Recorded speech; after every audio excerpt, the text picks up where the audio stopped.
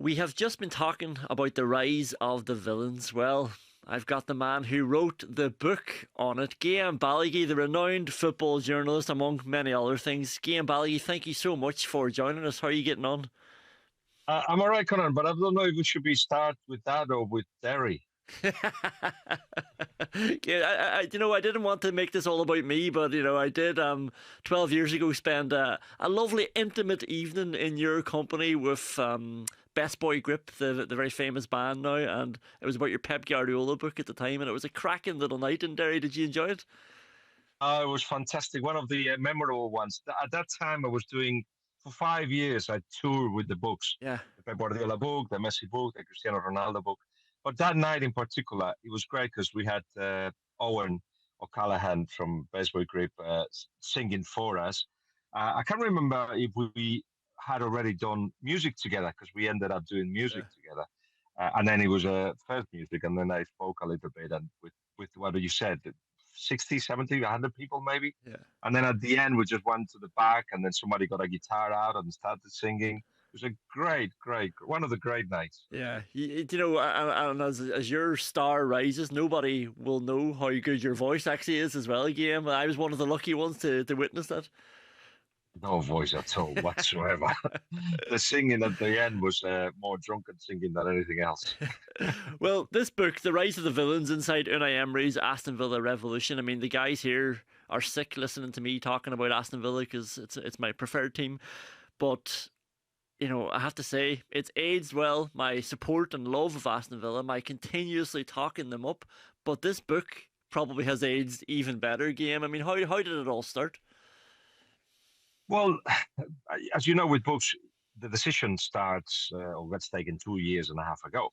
So then the book eventually comes out, and there's a lot of things in the middle. But when we first thought about Aston Villa, it was the publishers, Orion, telling me, I think we should talk about or do something with Unai Emery, having done 10 other books and the last one being on Maradona. I thought, Unai, and sometimes, and it happened to me with the Pochettino book as well, sometimes people are so close to me that I don't see them. Yeah. So it was like, Unai, yeah, okay, let me have a think. And then the more I thought about Unai, the more I saw somebody succeeding against the odds, somebody who, at the top of his career, having been at Arsenal and PSG, decides to change the way he coaches and the style, and at Villarreal, and then succeeds again. Uh, who has got a fantastic background in the Basque Country of being another coach from that part of the world in which they feel they are cog in the machine. They're not the center of the world. They're hard workers. They immigrants. All of that he carries with him, and also having been brought up in a time in the 80s when ETA terrorism was taking place around him. So I thought, actually, he's got a story. But the closer I got to Unai, I realized that there was another story, that Aston Villa was a story, that this was a club on the app, and they were doing it uh, as disruptors. They were, again, going against the grain. They didn't have the money but wanted to. They didn't like the rules, so they were fighting them. They still didn't have the possibility to sign the best players, but improving them, which is not what people do these days. It was going to be the key to their success. So then eventually, when I put all the information I had after a year and a half of research, it became almost like two books in one. The first one, The Lion, is the biography of Unai. The second one that is called The Pride, which is, of course, a bunch of lions, the Aston Villa faithful and everybody else, but also the pride of being Aston Villa, which is another discovery of mine, having been in the UK on and off for 30 years. Aston Villa, sorry to tell you, but Aston Villa cannot bypass me. It was under the radar. You're not in the Champions League, you're not in the big signings, you're not in the big stories, but there is a massive story there as well. So that's what the book is about. Yeah, and so how did you find it then? Was your work wise? Were you in the training sessions? Were you shadowing Unai? Like, what way did it work? I suppose when you were writing the book. So having convinced Unai to do it, even though his answer was, "I won't help you. I don't have time. I've got my own thing going Yeah. here," and then of course he found a lot of time. But having done that bit, I thought, I'm going to go August to like August almost, the whole season. But I said to everyone, and it just happened that a lot of very close friends happened to be in Villa at the same time. Paco Ayestaran, Damian Vidaran, Nai himself, and others. So I asked for everything. I said, I want to be there every Monday. I want to be talking to Nai. I want to be talking to everybody involved with the club and decision making level. I want to be close to or at least get in touch with the owners. I want to have the players as well. And then you don't know what eventually all that becomes. But a key to me once I got into Aston Villa, going there regularly, and as you can imagine, first day, little reception, little sofa. That was me where I was sitting waiting for somebody to pick me up. A couple of months later, I had my own table in the canteen, and the players were passing by and they were stopping and all that. But what became clear to me is that if you're going to tell the story of Aston Villa now, you have to tell the story of Sharon, the secretary, of Phil, the player liaison, of the individual coaching of Rodri. You have to tell the story of the people there. So that's also what it became very important to me to tell the story of how a club gets run right now. And that's interesting that you say that, because how the club gets run, I think something that people on the outside often say is that the club is built around Unai Emery. How does that actually work again day to day? I mean, is that something that you find that, like, it sounds to me that there's the owners and then there's Emery and then there's everybody else beneath that, even the sporting directors. Is that the way it actually works? Yeah, more or less. Yeah.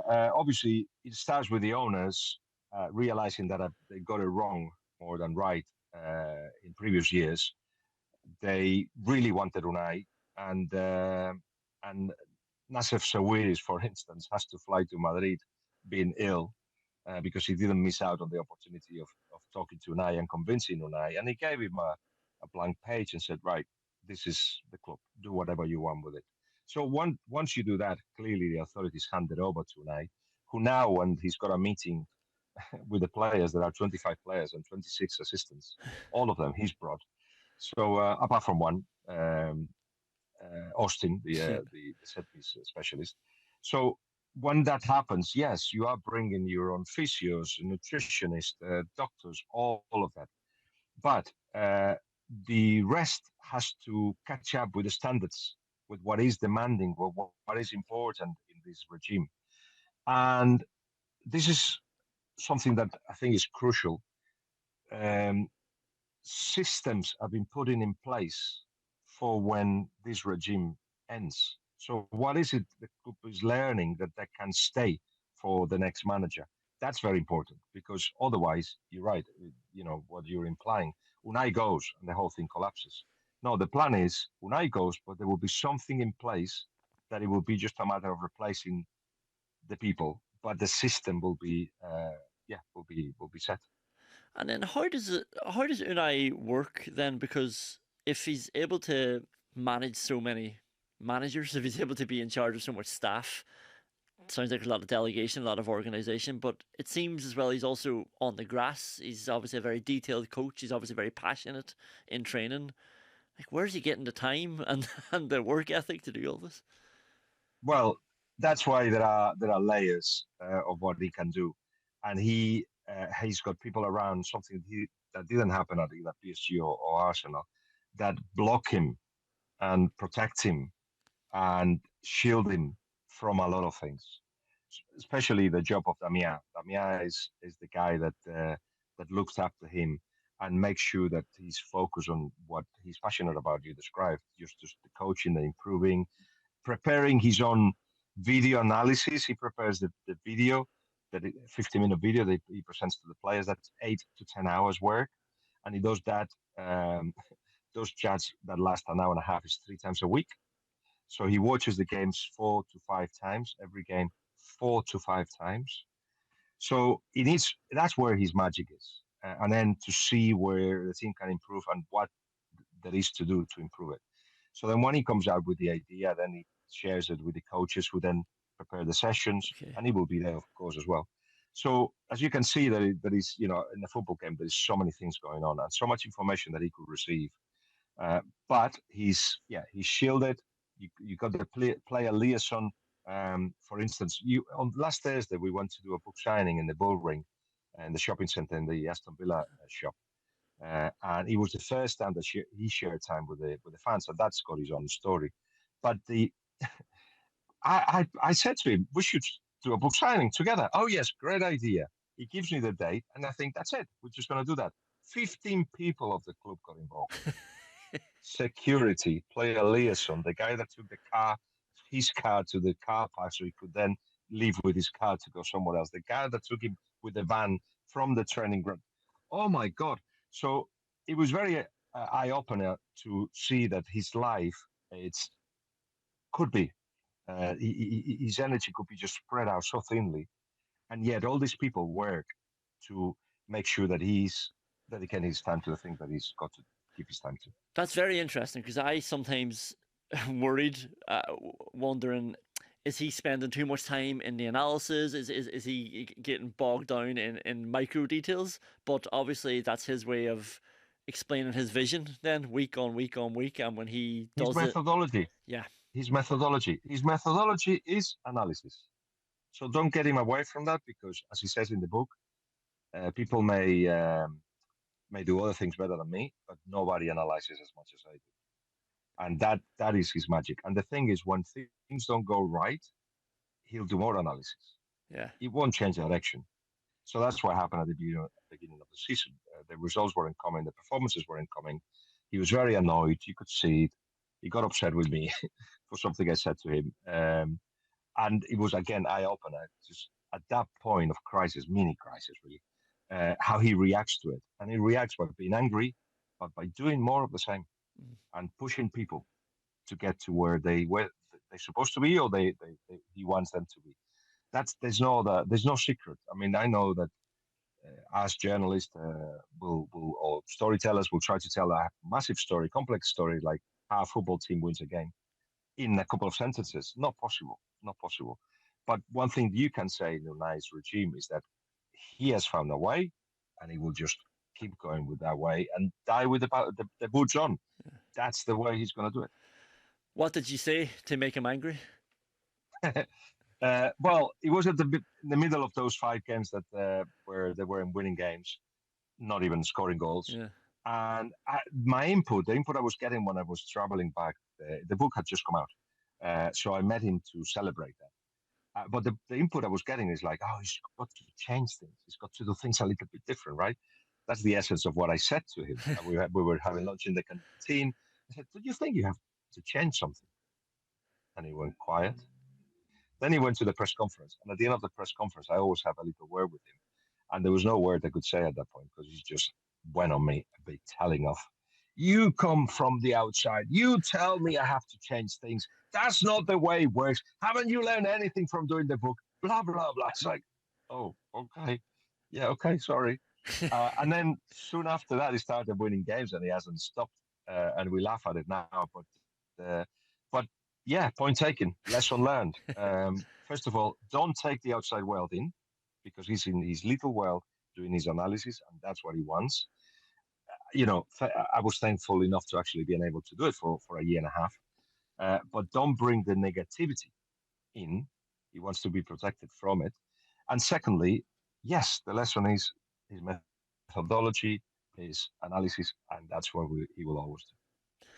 do you think there's enough respect for Unai Emery worldwide? Like, I'd often hear things like he's found his level, and for me, I'm like, well, that doesn't really tally because he's dragged Aston Villa up to a higher level. So whatever level he went to and found Aston Villa in, he took them up to a level that they haven't been at in a long, long time. But I was just thinking about this, right? He does get respect, but I don't think it's enough for what he's doing and what he has done in his career. So, say the Manchester United job came up, people would definitely suggest him for that, but that's because of where United are at. But if the Liverpool job came up tomorrow, I don't think he would be in serious conversation about that amongst the masses. And I'm not trying to sell Unai Emery off here, but I'm just trying to think about how people are thinking about him at large. I think if I suggested him for the Liverpool job, it would be, nah, he's not at that level, for example. Who are people? Because I'm going to tell you different people. In the industry, he's got so much respect from everyone, from directors of football, owners, coaches. He is, having been a successful coach in the pre-Villarreal era, he became a pupil of Pep Guardiola and one of the best at it. So you know that any coach, including Pep Guardiola, respects him very much. In the Anglo-Saxon world, when you get attack, the tag of you failed, you know, you could be a player that doesn't work in England, but works and is the best goal scorer in Germany, Italy, and Spain, and still be considered a flop in the Anglo-Saxon world. So the consequences of the Arsenal job, which many see it as a failure, I would like to have those failures, like being in a Europa League final, and out having to succeed Arsene Wenger, no less, still managed to get certain consistency. Anyway, um, with that tag, many people, the social media people or the commentators, whatever, whoever it is that you're talking to, may just go like, yeah, well, you know.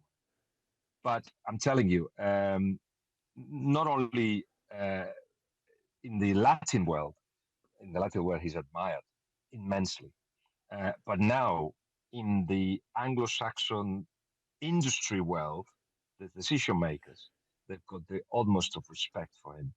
And I think if any of the big jobs came up in England, any of the big jobs, he'll be top of that list. I'm convinced. And do you think he would be interested in them? And that's a different story. He got Aston Villa. You have to say it because at the time of having succeeded with Villarreal, big time Europa League semi-finals of the Champions League, there wasn't that big offer. There wasn't the Bayern Munich, Manchester United, or Chelsea or whatever. So then Aston Villa went in and said the things they said, and they showed a lot of love for him, and he had a point to prove, having been at Arsenal. So yeah, Aston Villa. And maybe at the beginning was like, yeah, but you know, other things may come up. Now you have to. I was with him yesterday. He's a happy man, and his uh, biggest dream is to create memories for others. That's the biggest thing.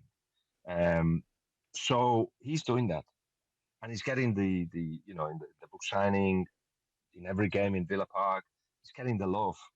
He's in a very good place, and he sees potential for improvement still.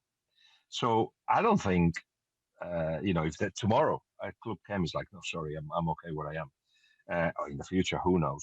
But we can say he's in the mid-term of his time at Villa. There will be a time where Villa maybe get to a point where they cannot grow anymore because of financial reasons and regulations and so on. If that's the case and Manchester City job comes up, I don't know, then you know he will definitely be interested. But I think because who wouldn't? But right now, I think he's in the place where he wants to be. Yeah. You mentioned Pep Guardiola there, Guillem. All the talk is that this is last season. Maybe these are the people that I'm talking to again. But what do you think? You obviously know him well as well. Do you think just by getting a reading on him, do you think he could buy out? Nobody knows. Nobody knows. So basically, when he renewed his contract with Manchester City, he told them on a Friday, and it was announced on a Sunday, and people didn't know anything until that Friday.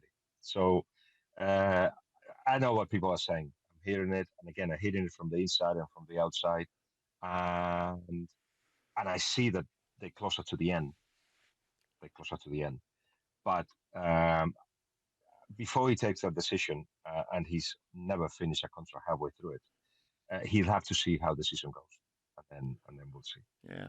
And just finally, a lot of noise about Xabi Alonso. Is that a match made in hell, Xabi Alonso as the coach and Real Madrid? I saw Phil Jones was on Sports Illustrated, and he said when you go into a club like that, you don't have to coach the players. The players can win the games. You just have to manage the players.